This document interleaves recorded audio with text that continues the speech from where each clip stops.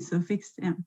Very interesting how you kind of develop the conversation, including students already and surveys among students, because that's one of my not doubts but curiosities. Let's say, if we balance music students or artistic students, they can be from the visual arts or the creative sector in general.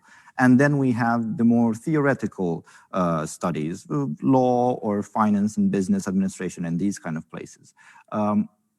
What do you think is the balance of how much they should know from each other? So that means how much should a piano student in the Enescu Academy or at the Baradue Music Institute should know about finance and about the business world? And how much should some business people should know about the artistic world? Anna, maybe you can take one first. Well, that's first of all, that's a very complex question. So I'll start from the idea of the mindset that we already tackled a little bit. So if you imagine the piano student, let's say that not everyone can be everything. And if we put on this statement, how can we build up on this? First thing that students have to, or actually everyone needs to realize, what do I have potential for? So what are my strengths? What are my weaknesses? Where do I need to develop? The moment they are realizing what are my, what can I become, they can, and in a second moment, when they realize what do they want to become, having these two elements stated for yourself, then you can start figuring out what is it that you need, right? So where am I now? Where do I want to be in, I don't know, 3, 4, 5 years, whatever, when I graduate? And the question is, how do I get there? And the question now is whether I have a capacity to acquire all the knowledge, all the skill and the mindset in order to get there, or do I need help? Whether it's the help from the mentor, or from outside. So the moment the student is actually realizing the potential, there's nothing wrong. There's nothing wrong with a music student figuring out, I am really bad at this and this. I'll need help.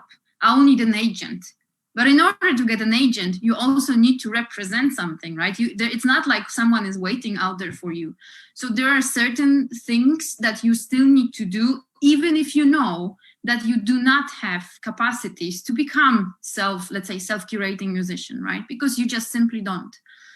So I think it's not the question about how much we should know. It's a question how much you should know about yourself. So how early in your career you are realizing your potential, how early in your career you can convey what is my potential to your teachers so they can look at you through the perspective of what you are about to become. Because if the teacher is coming and starting to teach you, like a major teacher, starting to teach you from the perspective of his career 20, 30, 50 years ago, you're not going to get far, right? So rather, because, online, now you can find everything, how to write a business plan, how to market yourself online, and so on and so forth. So it's more about mindset, that you know where you are, you know where you're going, and you know what are your vices, your shortcomings. That's very important, because you also mentioned when, and that's kind of a question that can follow. When should a student realize that, or maybe when it's too late? And now it comes to mind a simple advertisement on my Facebook page that said, from a music school, please welcome our new piano professor, X, and we admire her passion because she didn't reconvert professionally yet. And I was like stunned. That's the passion, because she didn't reconvert yet. And actually, it's a worry for many musicians who actually graduate conservatories nowadays. Is it too late to reconsider their profession when they're like, let's say, I don't know, 28, 29, 30-year-olds? When is it too late to think about what you can achieve? ELINE, maybe you can take this? It's never too late, of course. We have this motivation boot camps every Tuesday mornings, and today's guest, we had Henning Kragerud, the violinist, telling about... Very important name in Oslo and in Norway. And he actually performed quite a lot of times in Romania. Yeah, and he was telling about how he discovered that he actually left motivation just playing the best he could, and or always focusing on perfection. So for him, it was like when he was probably in his mid-30s, he was thinking, but I really want to compose. And then he booked himself a concert with his own compositions, and then he had to compose it and had to prioritize. So I mean, it's never too late to find out. And truly, he was like giving a speech about, do you feel meaning and motivation in what you do? And if not, how can you change that? Because it's not about it painfully practice just because you need to suffer to be an artist.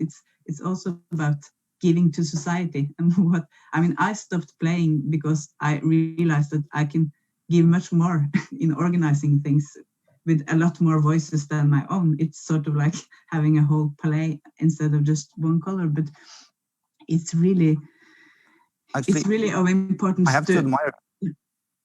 Please go on. So sorry. No, but it's of importance to sometimes think about, why am I doing this, and how could I do things? And especially in these times when there's no, I mean, your festival is a nice exception, but when so many things are locked down, then you suddenly are in the search of more meaning. And how should you, for a lot of professional musicians we talk to, it's sort of like a game changer, because one doesn't need to copy the way you used to live with traveling 250 days a year, just searching for the next thing and the next thing and the next thing, but you could sort of see things in another way. And you asked about the business and the music, how much should you have study? And yes. I mean, musicians are musicians because they have a gift to make something beautiful. It's not that they should know the ins and outs of the stock market, but it truly is of importance, I think, to be, I mean, for the Nordic entrepreneurship, it's really about making, for me, the Nordic entrepreneurship is about co-creating and making networks. And I mean, we're such small markets and such small countries, and we need to have a lot of friends to make things happen. But to be able to make it, to work and enlarge your network, you also need to be able to talk about politics. You need to be able to talk with business leaders and find things. I mean, you couldn't just be, oh, but I can only talk about Sibelius or like music. So, and also for business persons, they need to be able to talk about arts and culture when they're negotiating things, because we have this famous story in Norway about some business leaders. In Norway, we don't have any arts in the business training. In Europe, that's quite common to also study arts when you study business, but in Norway we haven't. So there's this story about Norwegian company who didn't want to go to the opera in the evening. They stayed at the hotel drinking, and then they lost the deal because that was sort of the most important part of the negotiation. So it's sort of, I do think from both sides, you need to be able to talk about things and have an interest for something, because then you get new friends and it takes you new places. I totally agree. I totally agree with that, and I can also share a name actually, and also a company. Actually, I won't share the name of the company, but I can share the name who develops a cultural program for a certain company, and that's Andreas Sønning, which ELINE knows, in Oslo. And the slogan of this company is boundless communication, and they develop a program culture. A cultural program that whenever they have delegations, they welcome artists to perform repertoire from their specific countries, and to bond before they seal a deal. And that's very important, because you actually can know your business partner much, much better through arts and culture. It's a way of communicating values. But Anna, let me come back to you. ELINE has a very interesting background, which also includes lots of musical training. What do you think about artists in general picking up administration jobs? What do I think? Because let's face it, for instance, if I would become a secretary, okay, tomorrow at the university, like Barad Due Music Institute in Oslo, let's say, hypothetically, I think I would know what the student there needs, because I was just being confronted with the same situations, with the same issues, whether those are practice rooms, not tuned pianos, and not enough concert opportunities and things like that. Do you think a person who didn't cope with this environment can understand these needs? I mean, you are striking very provocative question for me because of the duality of the background, you know, because I deal with musical students, the music or artistic students, right? Bingo. And at the same time, I'm running an arts management program, which is more open to people who not only have artistic background. I mean, most of our people do have artistic background, but many of them, it's like maybe, well, they're not graduates, they're not professionally involved. They're always like in this facilitating environment around culture. Yeah, so I call it advocacy. So I call arts managers advocates for the arts. So because bottom line, that's exactly what they do.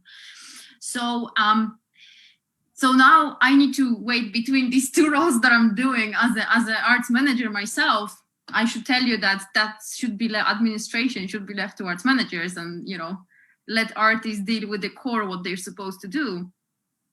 And let arts managers who are having that, it's a little bit different mindset still. The arts managers are supposedly, obviously, having an activist mindset. So there are no things that they will not figure out. That's whenever someone asks me, who is this person? Because many people don't understand that. It's a person who, when you give them a task in the art field, they will figure out how to do it, right? And so I'm always kind of, whenever I'm like, you know, the person who's running the arts management program, leave it to arts managers. But obviously, and especially in the context of the Nordic countries and Nordic Baltic countries, when the market is small, everyone does everything, right? Everyone has 17 different positions in 23 different organizations. Then it is cooking down to the fact that lots of artists are becoming arts managers as well. So obviously these are skills that are necessary, but they are not the same. Arts entrepreneurship and arts management are not the same thing, right? We're talking about self-efficacy when we talk about entrepreneurship, and we're talking about more holistic approach of how to deal with the arts, or how to promote the arts, or how to be an agent or advocate for the arts, right? You're absolutely right, but let me interrupt you. Sorry. I think this is also a terrific benefit that the Nordic and Baltic countries have, because they have art administration study programs. And I will come back to this later about the differences in study programs, especially in artistic higher institutions. Because in Romania, for instance, and hopefully I'm wrong, but if you study arts, performing music, there's no way to specialize afterwards in arts management. We don't have the possibility. The only thing we have close is an elective course called artistic management. And do you think that's enough to cover this whole holistic approach? If you well, ask you me, can always come to Tallinn. There you go. Thank you, ELINE. But it's also a matter of how the school system is from early age and up, because when I was teaching at Baltic and we made the curriculum, we had courses every year over 4 years of bachelor's, because you really need time to develop yourself and develop skills and be aware of what you need to be aware of. So it's not like you can take a half year and then you understand it, because it's a change of mindset, really, and a way of thinking that you really should start with like 13, 14, 15 to really be at the best, because then you're at the most open and you don't have all this, but it's not possible, all the stop mechanisms. Okay, but ELINE, of course, I am a strong believer that everyone's story is different and unique. But can you share us a bit of your story, because you have a very interesting background? Do you have a musical background yourself? How did you end up in this position as a cultural advisor at Dextra? Yeah, that's a good question. I used to play classical saxophone, and then I wanted to study jazz. So I was thinking, okay, but then I take a year off, and then I learn what I felt that I need to learn before I started studying jazz. But then I started also running a jazz club, or I started a jazz club. And then I found out, but I mean, I can do everything I want by organizing this. And then I started doing lots of different projects and ended up as a director of the Oslo Music Council, working with a lot of outreach programs and creating things. And I was chairman of the Norwegian Music Council, and we created this cultural alliance for all who works with arts in Norway, basically. So we were 600,000 art persons combined in this organization. And then I worked with the municipality of Oslo in finding ways to define cultural infrastructure. I mean, when in city planning, you have, it's all set how much waste systems you need and blah, blah, blah, but there's no definitions on what cultural infrastructure is needed. So we started finding ways to define what the city should do when building new areas. And then I basically ended up in the Savings Bank Foundation. I've always done things I don't know. So, it's like something, I didn't know anything about classical violins when I started, but now I know everything. And it's so interesting because I have worked mostly with teaching gang members and in prison, and it's such a, on the outside, it's such a huge difference to teaching classical elite universities, but it's truly the same. It's about finding the drive and finding, the empowerment of every person. When I started teaching entrepreneurship, it was like, I had 60 students and they were like, we should spend our time practicing. Don't you know who we are? We are actually famous. So why should you come here and tell us something? At that time, I had a mohawk and I wasn't really fitting it at all. So it was like doomsday for them to have this sort of classes. And I taught 4 hours a row every Wednesday, and I was so tired. I almost wasn't able to walk to the subway after the classes because it took like all of my passion and all of my resources just to find ways to get them to understand. But then they made a festival in the end of the semester. And remember when I walked to the Baratua, I was thinking, okay, this is, okay, it's like 2 hours and I never have to go there again. It was like so dreadful. This would be like a catastrophic because all months, despite, you can see it in the eyes when you're teaching and there's like no response. It's just like a block. I'm sitting here sleeping or something. But then I walked towards the institute and then half of the class were running out and said, Eline, you have to see. And then it was this woodwind concert and they have been up at 7 a.m. in the woods and created, and the concert hall at Baratua was transferred to a wood. They had trees and flowers and everything. It was the most magical setup I've ever seen. And for them to understand and they got so many nice comments because it was really powerful, and the concert experience, I can still remember it. And then I understood, okay, but this is actually worth it because that was almost 10 years ago, and the festival is still alive and working and producing. But that's fantastic. It's not for them to be arts managers, but it's a way of understanding how everything is working. And you asked, one of the questions is like, how is a festival an arena? But a festival is like for me, the most perfect, it's sort of a larger than life setting because there's so many layers of experiences. It's the music, it's the network, it's the business, it's like everything working together at the same time. So it's really, when we invest in classical music, we also invest a lot in programs at festivals of that reason, because it's a really of experience from so many different programs. It's a really effective way of working. That's very important. Thank you for that's actually an inspiring story. And I am also familiar with many programs in Norway, outreach programs to refugee camps and to prisons and to hospitals, and that's really admirable what Norway does in that scene. And I think many countries, European countries, should follow. But very interesting story of how you landed on the job. Anna, do you mind sharing some of your story? And more precisely, actually, what does acting art do? Let's start from acting art then. What does acting art do? Well, if I need to say one sentence, so what we are doing, we're advocating.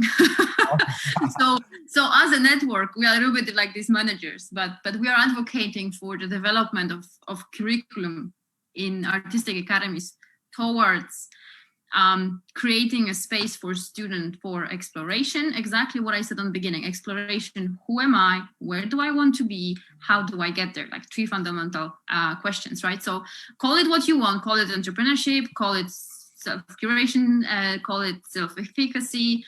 I have a person, it's actually my supervisor in my PhD studies, who calls it get your shit together. If necessary, you can call it like this. So what we are doing, we're doing this kind of groundwork, grassrooting at the universities in order to facilitate for students inside curriculum and outside curriculum the space for this development towards professional integrity.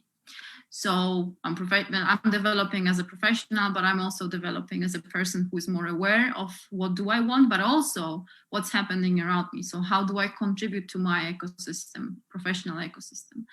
And in practice, what we do lots of small things, and we do some bigger things. Smaller things means seminars, courses, both for students and teachers.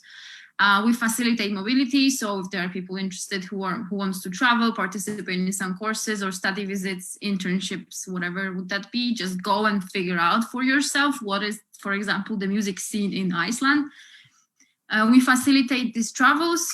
We connect people between organizations or institutions, trying to find maybe a placement for people to visit. But one of these kind of flagship events is our bootcamp that we have been organizing since 2015, not to lie to you, I'm not sure, somewhere there. So that's an intensive seminar for students when they're completely detached from the learning, like this everyday learning patterns, put into international context. So we usually travel somewhere. I mean, we always travel somewhere.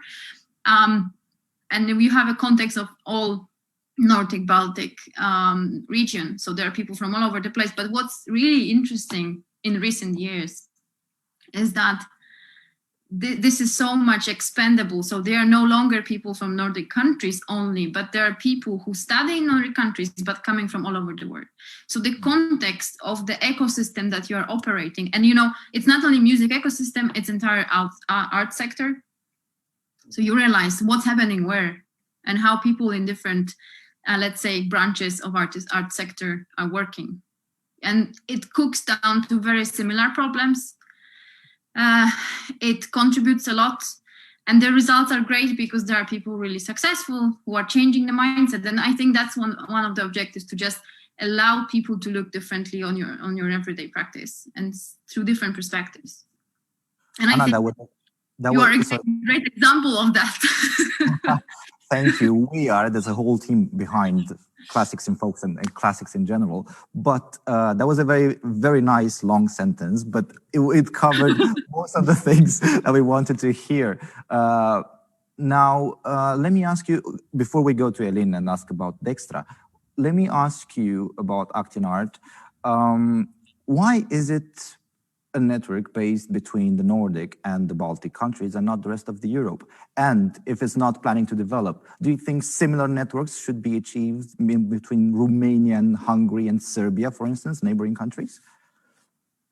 Okay, so pragmatically speaking, the reason why we're operating in Nordic Baltic countries is funding, because we have access to we are able to access easily accessible, if we can say like this, funds, for which we're obviously grateful, and we feel that we are privileged not only because of the field that we are operating, but also the geographical placement. So we are kind of bounded by the regulations of funders that we are having. Nevertheless, we have lots of for last 2 or 3 years, we have developed a scheme of partners who still want to participate, and well, we cannot really spend money on them, but they still do. So Erasmus, for example, funding schemes are helping in that. So we always look for solutions. How can we bring people? And we have partners in Turkey, we have partners in Italy, we have partners in Poland. So it's not that we are bounded and we're having this kind of wall around. No, we're trying to look for solutions to include more and more countries, because what we see is that the differences in even comprehending, I will not say entrepreneurship, I will say this field of study, is very different geographically. So in order to explore the reasons and how people are coping with that, how people are dealing with that, tackling these issues, we want to expand, and things are happening. And I think that the fact that we are now operating a lot online is allowing much broader audience, so to say. So we are having once a month now a so-called Act and Art Academy. So these are seminars happening once a month, organized by either us as a core of Act and Art or our partners, so the conservatories or arts academies. And they are being marketed, or like they are being let's say, talked about across Europe also. So Association of Conservatories is our partner as well. So we kind of also market through that and invite people to participate.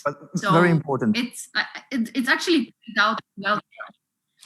Okay, yeah. Very important to come back. I want to say the pandemic. Okay, same with Classix. We have two pillars that kind of founded the whole thing, and we in Romanian we have Asociația Industrii Creative and Showberry. These are the two pillars that founded. Who are the pillars for the Act and Art Network?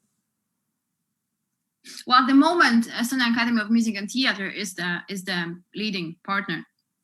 So in idea at the beginning, we were switching leaders. So we had Stockholm University of the Arts, we had Sibelius Academy, and Lithuanian Academy of Music and Theatre. But then we decided that this kind of jumping is really defocusing, is that the word? Defocusing activities. So we decided that for now, the time being, we are focused in Tallinn. Also because it's kind of like, there are many different factors why we are there. It's maybe, more digitalized, things working quicker and so on and so forth. We are smaller. That was the 5 organizations who started it, but now we are 19 different institutions across the region. Okay, thank you. Eline, back to you. What is Dextra? What does Dextra do? What does it mean, DNB Sparebankstiftelsen? And develop from there. Yeah, the Savings Bank Foundation, we are an independent Norwegian foundation with an objective to support philanthropic causes in Norway. So we are the second largest owner of the largest financial group in Norway, the DNB. But we are an independent foundation, and we invest mostly in arts and culture, but in projects that make local society better. And we, in addition to investing in a lot of programs and projects, we do have an art collection that we lend out to museums. We have an instrument collection that is Dextra Musica that we lend out to musicians. And then we have a cultural house or a hub for social and cultural innovation that is called Central in the middle of Oslo. But the Dextra Musica, it's means like a hand to the music in Italian or in Latin. But whenever we are in Italy, the Dextra Foundation it means like heil. So we always have to say the Dextra Musica. but we have one of the finest instrument collection in the world with instruments from 1580 until... If I may jump on that, that's actually very true, because I would like to mention that you lended instruments to huge names like Janine Jansen. She had the violin from Dextra Musica. And also we had the chance last year to listen to a cello that belongs to Dextra Musica, performed Yeah. by Sandra Lidhaga here at Classix Festival last year. So Yes. we actually developed it together. But what may I ask, why would a savings bank foundation would like to invest in arts? What are the benefits of investing in arts, and especially in music? Yeah, for the instrument collection, I mean, it's obviously a huge financial interest because our increase is quite substantial on the instrument collection. But for us, I mean, we don't keep them in vaults. We lend them out to musicians because we did it not to have an instrument collection, but to support the Norwegian classical scene. And every instrument is now out in the orchestras and out playing every day.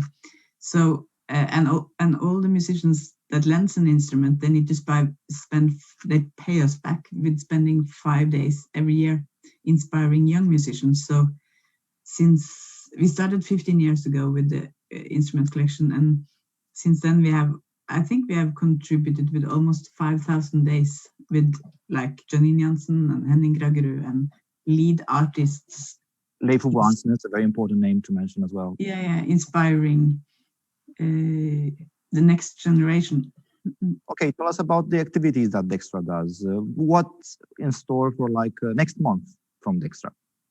Yeah, I mean, now in Oslo and Norway, everything is basically locked down. We don't have, because we were in the third wave, but we 1 year ago, actually, on the day, we decided, because we had to cancel everything, then we decided, but we should really, I mean, of all, we are in a position economically to really continue making things, continue paying artist fees, continuing giving things for music students, because I really do believe that music students are the ones suffering the most these days, because, I mean, it's not like if you're studying mathematics, you can sit and read in your book, but you really are, you have lost the opportunity to really perform and experience. I mean, you really can't practice or to be a conductor without an instrument. I mean, so we have spent last year creating digital activities. So I think we have done 100 masterclasses or boot camps online that I think we have, and concerts as well, but I think we have 300,000 visitors from over 100 countries. And it's really interesting to discuss this, because these days everyone is in the same, I mean, if you're a professional or a student or amateur, the world is still the same. So it's really some unique way of feeling like the common that unites us, and to discuss with students in Venezuela, and they kind of explains, yeah, but it's just the same here. I mean, all the shops are open and music education is closed down, but they had the additional challenge that when they do try to have digital sessions, they lose the power and electricity all the time. And then we in Norway can sit and like, oh, but I'm so tired of Zoom. But think about the situation if you don't even have electricity. I mean, your Zoom is out because the power is out. So we, in so many ways, are so extremely lucky to be in our part of the world. Talking about extremely lucky, before we move to Anna, I would like to talk about the funding. And I would like to emphasize a bit of the Talent Norway program. We at Classix Festival, for instance, my initial idea and the Patricia's idea, which is the general manager of Classix, was to have a triad where we merge the diplomatic environment, like the embassies, the Chamber of Commerce, the arts, and of course the local authorities, which would play a key role in sustaining culture, especially in these days. This year, for instance, we are very blessed to have Kaufland as our main partner from the business environment, one of the biggest retailers in Romania. And I would like to ask you, how do you feel the finance world in arts in Norway is, and in the Nordic countries in general? How much is the public sector? How much is the private sector? And how do they work? Yeah. I really feel that the way of co-creating in the Norwegian, I can talk for the Norwegian music scene, but the way of co-creating and like the triangle of the NGOs and the entrepreneurs, the state and public funding, and the private and foundation funding is really is a really golden triangle, because you create so much more than 1 + 1 + 1 is 3. So, and I would really like to mention one of the newest developments in the Nordic art scene, or the Norwegian actually art scene, that is called Talent Norway, which is made after the model of the Olympic team Norway, who works like getting most medals in every Olympic Games. But they and we have to say here that Norwegians are doing great, especially in the Winter Olympics. So the idea was to make the same facilitation for all arts, and like finding ways to share experiences and really create the best. But the business idea behind it is really beautiful, because Talent Norway is public funded, but they have a matching model. So if a program gets private funding, then they match for the same amount. So it really has been a way to increase the private effort. It's so much more funding from private now, because then they feel, okay, but if I give this, then I give actually the double, because that's a brilliant model, I have to tell you. So basically, when the private investor comes, the public sector realizes that it's their responsibility to match the same amount of finance that they got from the private sector. Is that right? Yes. Yeah. And they basically keep climbing to increase the performance. That's a brilliant model. It's really increased the number of talent. But the purpose is to work with talent programs and to make artists able to live on their own. But so it's all sort of range programs in all sort of types. We have a youth national ballet company, and we have a huge youth national theatre. It's lots of different projects, but the idea is really releases things and creates a lot of different scenarios that hadn't been there if we didn't had Talent Norway. And they're really working on making a talent or a Nordic talents now. So it would be interesting to see if it's a way that could benefit more to work from. That's a brilliant way, I have to tell you, a brilliant business model, if we can call it that way. Anna, let me get back to you. And you mentioned that one of the main reasons that the Acting Art Network is established in the Nordic and Baltic countries is because of the easy accessible finance. Do you think this has, you're Polish, by the way, in case the name was not clear enough. Do you think this has anything to do with the level of trust between the Nordic and Baltic countries?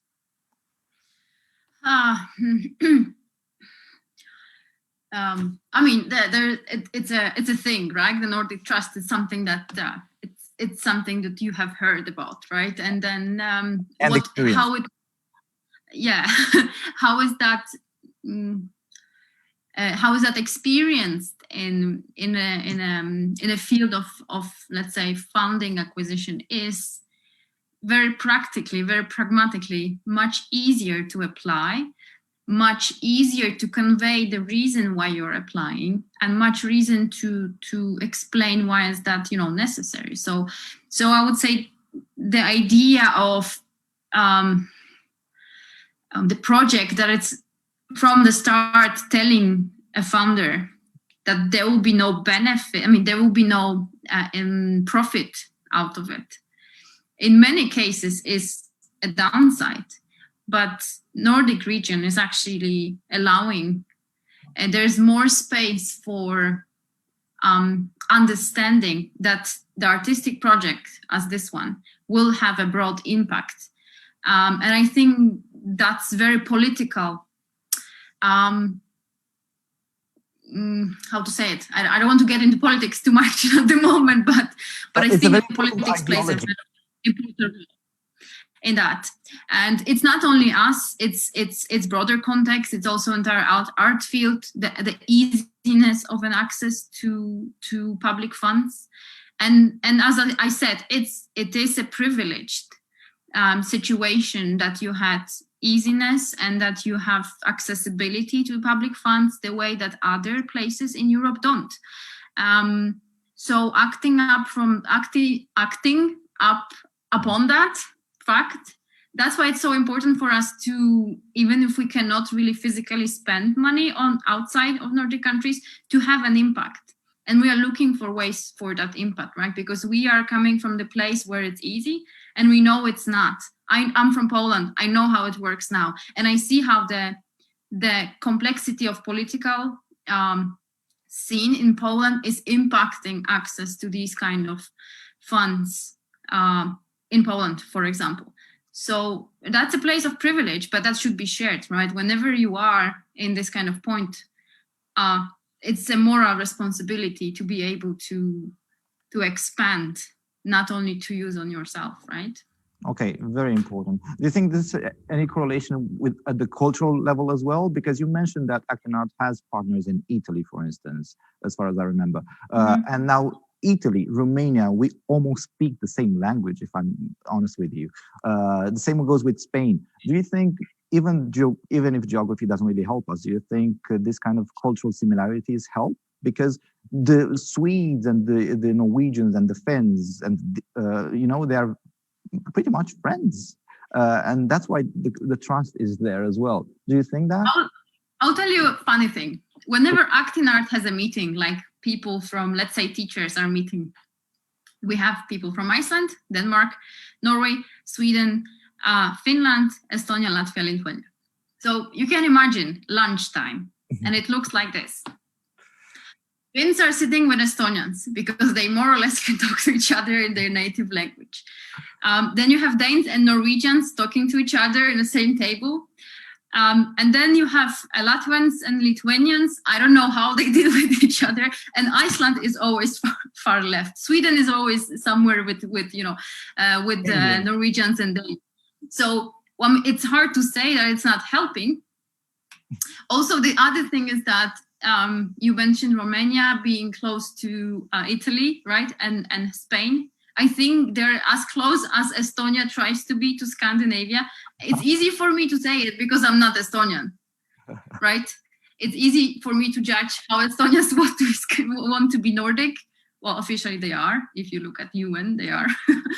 But there's still difference. But I think that's one of these levels of impact that if you would to compare Romania and Tallinn, like and Estonia, we would be much more on that scale of being Nordic than Central European, for example. So it's helping, yes, because it's language, but on the other hand, I think it's more established into this kind of motivation. I want to do this. So these partnerships are not there because of some geographic reasons. When I'm talking outside of Nordic countries, they're because we used to cooperate in some other projects, and that's, you know, how people got to know it. It's most of the time word of mouth.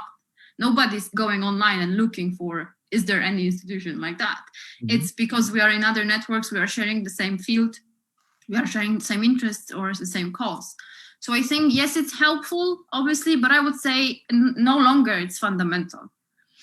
I think the accessibility has changed dramatically within the last 15, 20 years to everything. And if you are thinking alike, then it's easier to do things. Doesn't matter where you come from. Okay. Before we approach the end of our talk, I just need to cover one more topic, and that's kind of more leading to education and art universities in Europe, because we mentioned the AEC network earlier on. And based on your teaching expertise, is there any different approach towards entrepreneurship? Again, your favorite word, I know. But is there any difference in this in Norway? Let's go for Norway first, ELINE, and let's say other places in Europe, like France or, you know, Central Europe. I really can't say about. I really am not up to date on the entrepreneurship teaching in France, but for us in Norway, it has a very practical approach, not that theoretical, and it's really. But I mean, it's also based on very, very democratic society. It's all about team working, and it's like the Nordic lead is totally different than the Romanian lead. I mean, how you work and how you lead others. So it's really, yeah, it's it's very based on team projects and practice and creating things together. I mean, everyone is talking in Norway now about co-creating. I mean, the municipality is co-creating, everyone is co-creating, but in the without the fashion word, it's really about how we work. I mean, we've worked with such difficult natural resources, so we have to work together to get things to work because of our geographical and historical Okay, situation. but based on that mindset, do you think a possible collaboration in anything, especially at the academic level between Norway and Romania, having different mindsets, do you think that can work? Do you think there's a common ground? Of course, but it's just a way to find the balance. I mean, the most scary thing I've done was teaching a boot camp weekend for an international music program. I really remember because it was like empowerment and process, and I was working the way I'm used to work. And then I could really see that the delegation from Romania was really upset because this was not a familiar way to work. And they were really trying to ask really difficult questions just to set me like I am doing right now. Yeah. And then I addressed everyone, but what do you think? How should we do that? And they were looking at me, you are the teacher, don't you even know the answer? So it's really, but I mean, it's not impossible, but it's just also for us to understand that one works in different ways and one way isn't more right than the other, but you just need to find that common ground where you actually can create things together without the framework disrupting. This overpasses the artistic environment. It goes into business level as well. This thing of co-working. But you mentioned a very important thing, teaching-wise. And I read an interview this morning on the Romanian newspaper with our star of the evening, the Czech accordionist Milan Rehak, who is performing tonight. And he was being asked about the difference. He studied in Stockholm, the Royal College of Music. Okay. Yeah. And he has been asked what are the main educational approaches in terms of difference between Prague and Stockholm. And he pointed out a very important thing, just like you did now. In Prague, and I assume that's kind of the thing in Romania as well, the information is being planted to you, is being served on a plate by the professors. Whereas in the Nordic countries, and Anna, you might jump in on this one because you're kind of in between Poland and Estonia, so it's you have knowledge about both of them. In Scandinavia, the information is more, let's find the information together. We, all the students, including the professors. So the professor is there to guide and to lead the students through the information together. They don't serve the information to the kids. Is that right? I really, that's my experience. Yeah. Anna? Yeah, I mean that's one of the fundamental differences. It's understanding the role of a teacher. And it has lots of connotations, and there's lots of different terms in this statement. But it is whether, you know, music has embedded very strong master-apprentice relationship, right? And if you think that there's a person who knows everything and they will tell me where is where is you? I know it's not grammatically correct, but that's exactly what I'm asking. Where is you? You know, where are you in this? So when we talk about, I mean, it's a thing, right? It's a thing already that the teacher is no longer a teacher. Teacher is a facilitator. So they're facilitating the learning journey, and the learning responsibility lies in the hands of students. If you remember, in English, we used to have expression,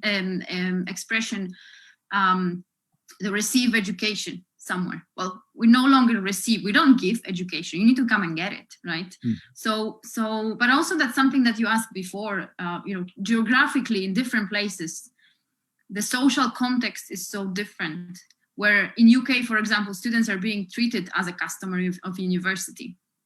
And that is also kind of pouring out on the pedagogy, what they're being taught, and where do they lie in a context of the field.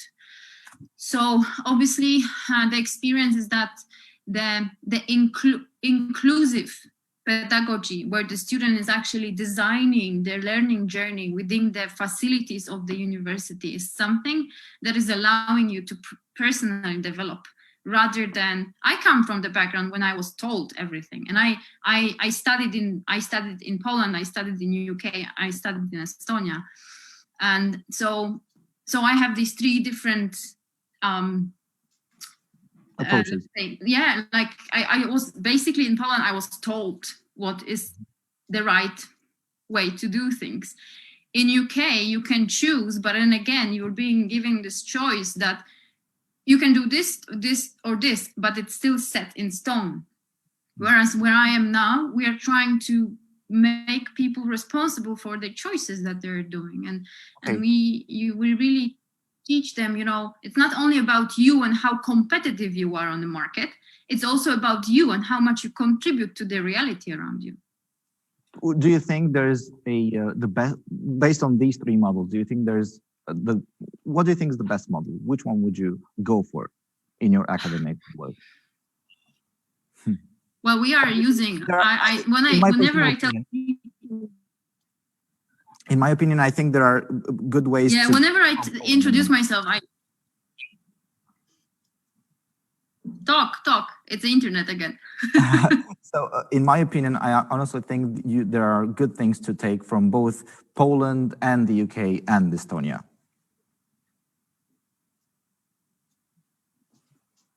Well, that depends on what is the topic, right? There are only limited amount of solutions for a mathematic equation, I think. I don't know, but I think so. But whenever you are in social sciences or whenever you are in humanities, you're dealing with people. People are not like this. They're never like this, right? So you need to understand that the more flexible you are in your approach, the better. So I think that it goes down to the amount of ways of doing these things. Unless you are, somewhere you want to move your funds to Caymans or somewhere. But and whenever you're talking about humanities and social, and so working with people, it's a different thing. Okay, thank you, Anna. I think we're approaching the end now. And before we leave, may I just kindly ask you to imagine yourselves as teachers again, this time maybe in Romania, because we are based in Romania and probably this is our main audience right now.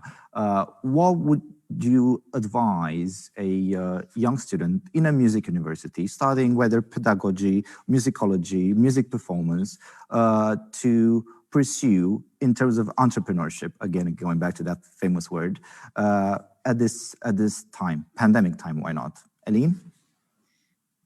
Yeah, but I mean, it's really about, you don't need to study it, but it's about being aware. And sorry, I have a small dog in the background there. But it's really about, I do think that when you study, you're focusing mostly of the things the teachers tell you to study.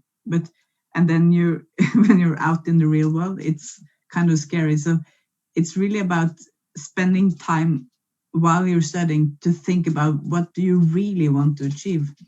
And because if you start thinking about that and small step at a time, then you know when the opportunity comes. But if you haven't thought, you might not see the opportunities that is presented to you. And these days, I mean, there's so many opportunities to masterclass online, and I mean, you can find, you have the whole world as an open library these days.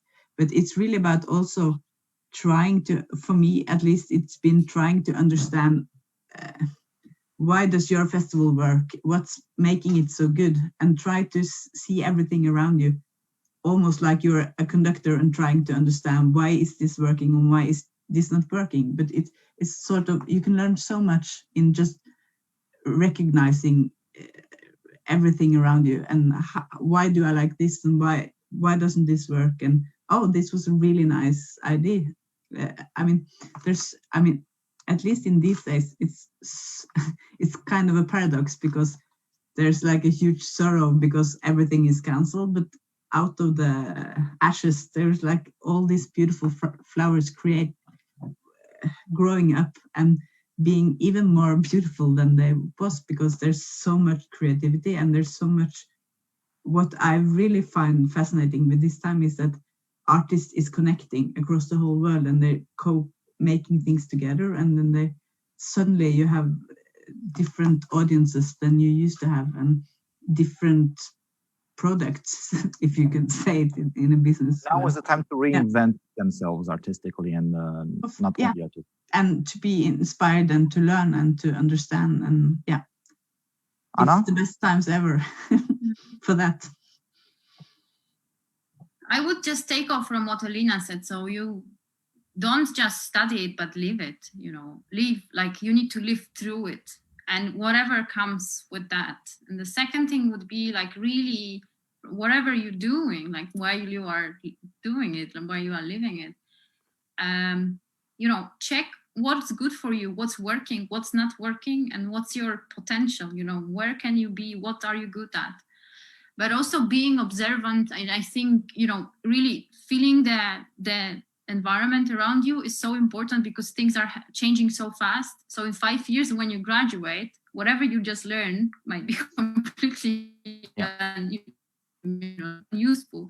So really be observant and in figuring not only about these things, they will come to some result soon. So what will be the result? What will be the reality?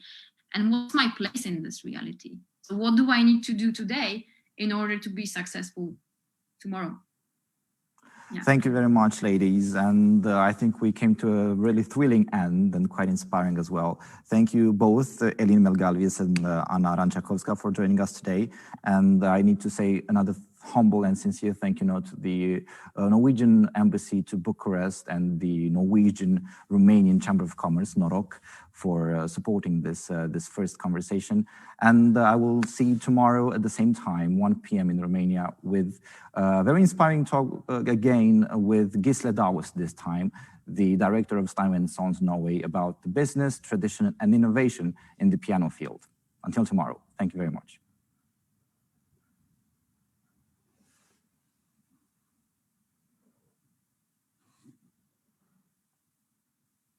Out? Suntem out?